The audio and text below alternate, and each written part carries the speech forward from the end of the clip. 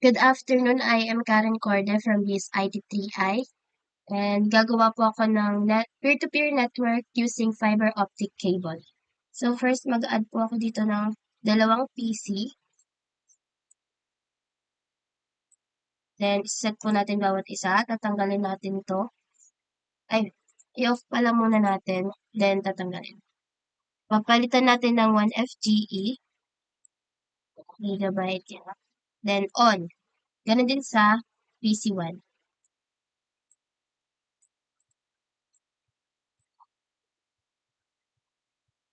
Then on.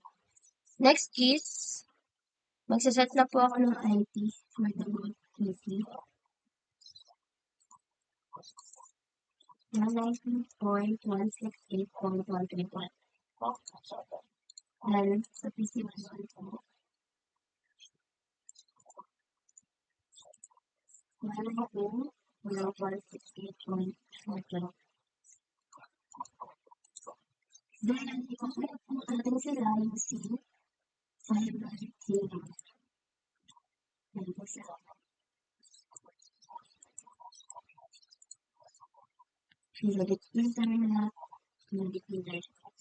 Then, i-IP config po natin yan kung connected na, kung connect na po itong dalawang PC.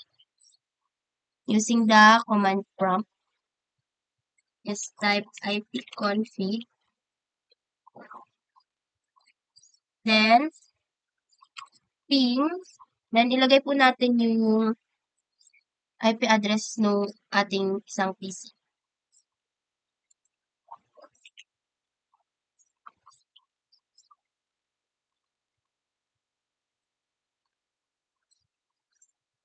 So, ayan po.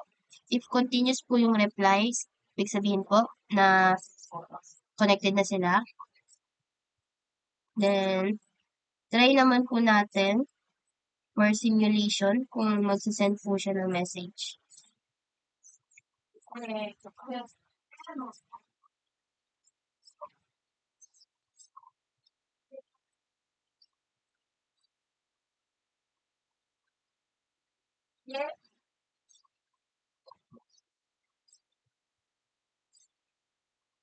And ayun po, successful and nakagawa na po tayo ng peer-to-peer network using fiber optic cable.